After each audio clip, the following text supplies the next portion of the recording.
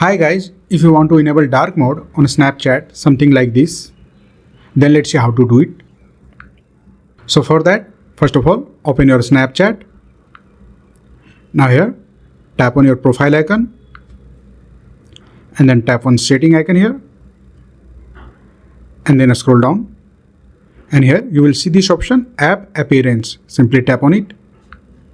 Now here you will see these two options, always light and always dark. To enable the dark mode, simply select the always dark option here and then tap on restart now. Now tap on your profile icon and here you can see dark mode has been enabled on the Snapchat. So that's it guys, this is how you can easily enable dark mode on Snapchat. If you like this video, please subscribe the channel.